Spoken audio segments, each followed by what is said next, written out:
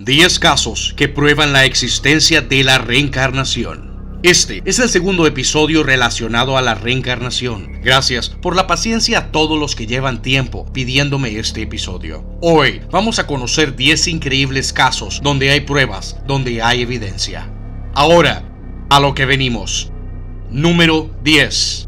Marcas de nacimiento transferidas. En algunas partes de Asia, la tradición dicta que cuando una persona muere, los familiares van a marcar su cuerpo, a menudo usando hollín, con la esperanza de que el alma del difunto sea reencarnada dentro de la misma familia. La marca, se dice, es para convertirse tanto en la marca de nacimiento como en la evidencia de que el alma ha renacido. En el 2012, el profesor de medicina Jim Tucker de la Universidad de Virginia y el psiquiatra Jürgen Kehl de la Universidad de Tasmania en Hobart presentaron un documento al Diario de Exploración Científica. En sus estudios se detallaban familias con niños que nacieron con las marcas correspondientes a las de sus parientes difuntos. En un caso, KH, un chico de Myanmar, tenía una marca de nacimiento en su brazo izquierdo en el mismo lugar donde se le había marcado el cuerpo de su difunto abuelo. Su abuelo había muerto 11 meses antes del nacimiento de KH. Muchas personas, incluyendo miembros de la familia, vieron cuando le hicieron la marca al abuelo, hecha por un vecino. Ya con poco más de 2 años de edad, KH llamó a su abuela Man Ting Shui, un nombre solo utilizado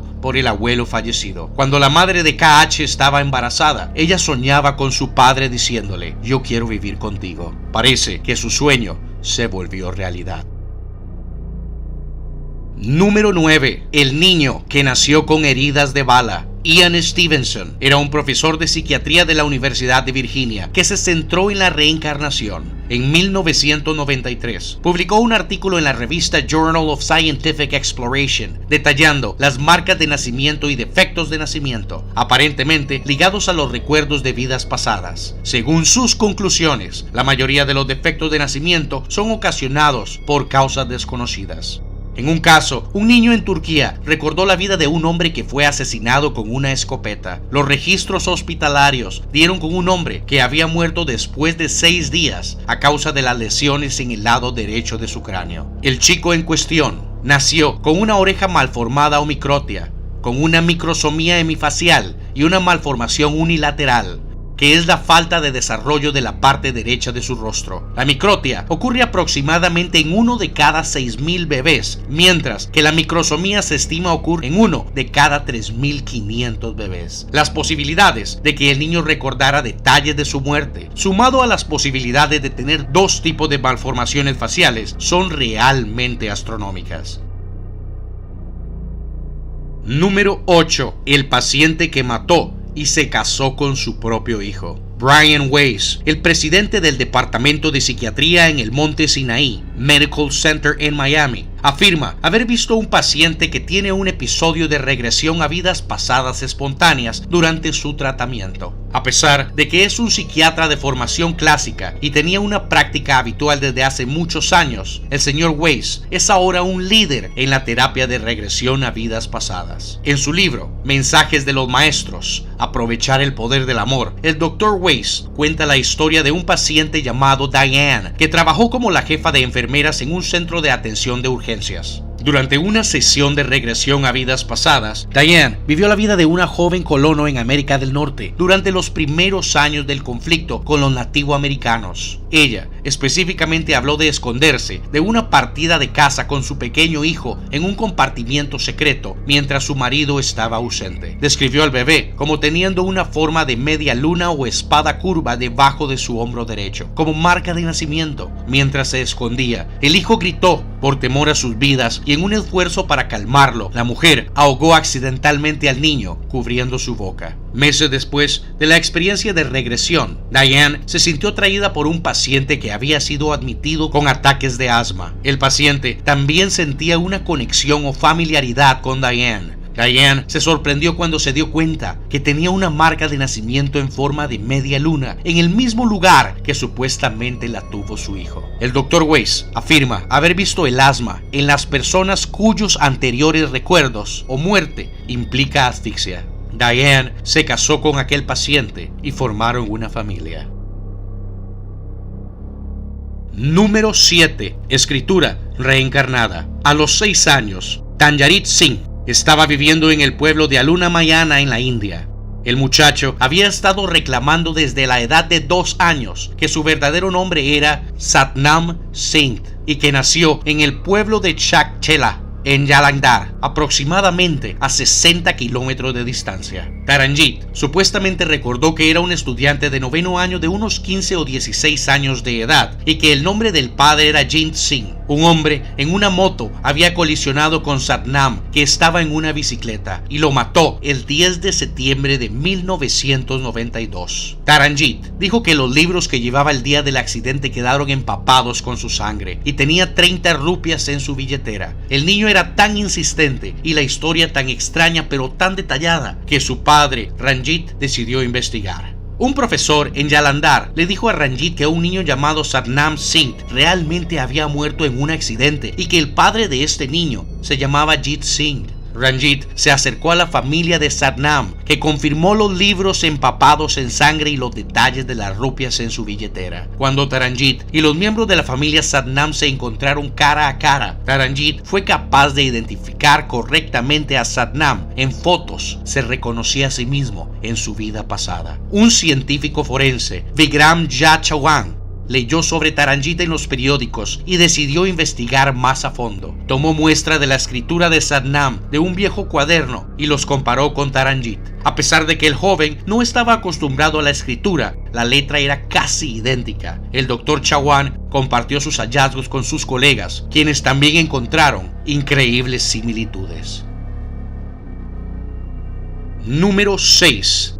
Nació sabiendo cómo hablar sueco. El profesor de psiquiatría Ian Stevenson investigó numerosos casos del fenómeno de xenoglosia, que se define como hablar un lenguaje real del todo desconocido para el sujeto en su estado ordinario. Stevenson investigó a una mujer estadounidense de 37 años de edad, a quien llamó T. T nació y se creó en Filadelfia, hija de padres inmigrantes que hablaban inglés, polaco, yiddish y ruso en casa mientras ella estaba creciendo. Estudió francés en la escuela. Su única exposición al sueco eran algunas frases dichas en un programa de televisión sobre la vida de los suecos estadounidenses. Sin embargo, mientras que en 8 sesiones de hipnosis de regresión diferentes, T se convirtió en Jensen Jacobi, un campesino sueco masculino. Como Jensen, T respondió a las preguntas planteadas en el idioma sueco con respuestas en sueco, con cerca de 60 palabras no pronunciadas primero por el entrevistador de habla sueca. T, como Jensen, también fue capaz de responder a las preguntas en inglés con respuestas en inglés. Stevenson le dio a T 2 pruebas de polígrafo, una de asociación de palabras y una prueba de aptitud lingüística, todo lo cual ella lo respondió en sueco. También hablaron con su esposo, familiares y conocidos acerca de su aptitud o la exposición a los idiomas escandinavos. Todos estuvieron de acuerdo que ella no tenía ningún contacto.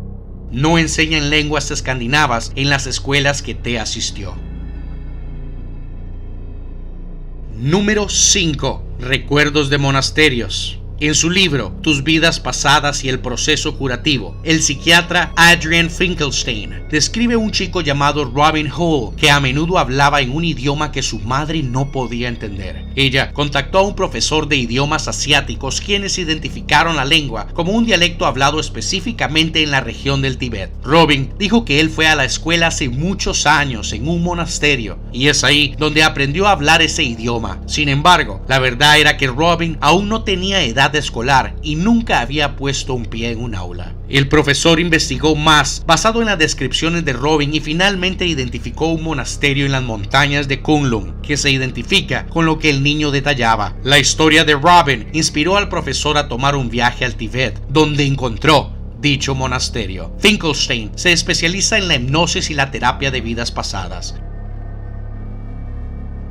Número 4. El soldado japonés quemado. Otra investigación de Stevenson gira en torno a una chica birmana llamada Manwintar. Manwintar nació en 1962 y cuando tenía 3 años de edad comenzó a hacer referencia a una vida como soldado japonés. El soldado había sido capturado por los aldeanos birmanos y lo habían quemado vivo mientras estaba atado a un árbol. El sujeto no fue identificado, pero como Stevenson señala, las circunstancias eran plausibles. En 1945, los aldeanos birmanos capturarían a cualquier rezagado de la retirada del ejército japonés y los quemaban aún con vida. vida. Mawintar había nacido con defectos de nacimiento graves en ambas manos. Sus dedos medio y anular de la mano derecha eran palmeados y vagamente unidos. Ellos fueron amputados cuando tenía solo unos pocos días de nacida. Varios otros dedos estaban desaparecidos o tenían anillos, constricción. Un anillo en su muñeca izquierda tenía 3 depresiones separadas. También tenía, según su madre, una marca similar en su muñeca derecha que se había desvanecido. Las marcas eran inquietantemente similares a las de una cuerda quemada, el soldado japonés que había sido quemado vivo mientras estaba atado a un árbol. Ella se comportaba como un hombre de niña, se vestía con trajes de niño y no le gustaba la comida típica birmana.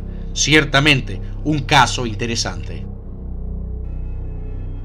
Número 3. Las cicatrices de su hermano. En 1979, Kevin Christensen murió a la edad de 2 años. Una fractura en la pierna derecha a los 18 meses había revelado un cáncer metástico. La quimioterapia se administraba a través de la parte derecha de su cuello para combatir las muchas dolencias causadas por la enfermedad, incluyendo un tumor que causó que su ojo izquierdo se sobresaliera y un nódulo encima de su oreja derecha. 12 años más tarde, la madre de Kevin, que se había divorciado de su padre y se volvió a casar, tuvo otro hijo llamado Patrick.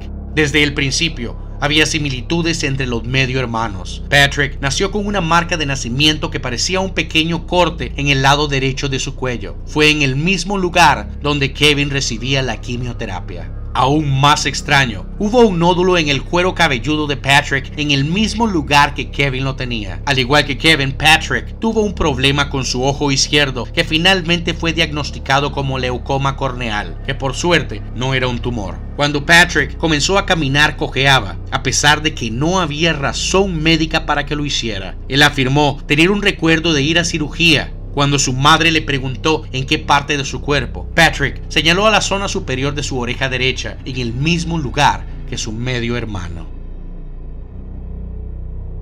Número 2. Memorias de gato. Cuando John McDonnell recibió 6 disparos fatales en 1992, dejó atrás una hija llamada Doreen, la que dio a luz a un hijo, William, en 1997. William fue diagnosticado con atresia de la válvula pulmonar, una condición congénita en la que la válvula defectuosa dirige la sangre desde el corazón a los pulmones. El ventrículo derecho de su corazón también estaba deformado, condición de la que William mejoró después de numerosas cirugías y tratamiento. Cuando John recibió un disparo, una de las balas entró en la espalda, golpeando su pulmón izquierdo y la principal arteria pulmonar en su corazón. La lesión de John y la condición de William afectaron el corazón y los pulmones de una manera muy similar. Un día, mientras trataba de evitar un castigo, William le dijo a Doreen: "Cuando eras una niña y yo era tu papá, nunca te golpeé, aunque te portabas muy mal". Declaraciones excesivamente familiares surgieron. William le pidió a Doreen que le contara qué había pasado con un gato que había tenido cuando ella era niña y que se llamaba Boss. John le había dicho a su hija que siempre cuidaría de ella y parece que regresó para cuidarla por el resto de su vida. Número 1. El estado del medio. El Dr. Brian Weiss se involucró con regresión a vidas pasadas a través de su participación en una paciente llamada Catalina, como se ilustra en su libro Muchas vidas, muchos maestros. Durante una sesión de regresión, Catherine conmocionó al Dr. Weiss cuando ella mencionó que estaba en un estado del medio y que tanto su padre como su hijo estaban con ella. Su padre dice que usted lo va a reconocer porque su nombre es Abram, y le detalló la muerte de su hijo que se debió a su corazón. El Dr. Weiss se sorprendió, ya que su paciente sabía muy poco acerca de su vida personal. Fotos de su hijo, así como las de su hija Jordania, estaban en su escritorio. Pero Catalina parecía estar hablando de Adam, el primogénito del médico que había muerto a solo 23 días de edad. Adán había sido diagnosticado con un problema pulmonar anómalo total, con un defecto en las venas pulmonares septales. Había crecido en el lado equivocado del corazón, de manera efectiva hacia atrás. Además, el padre del Dr. Weiss le decían Alvin, pero su nombre hebreo real era Abram, tal como había sugerido Catalina. La revelación convenció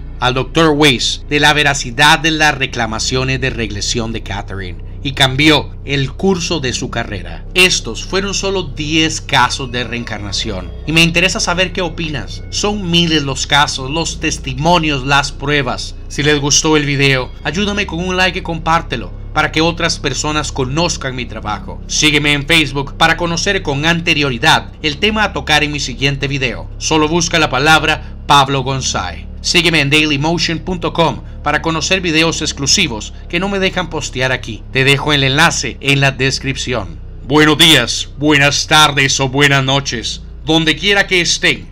Y como siempre, hasta la próxima.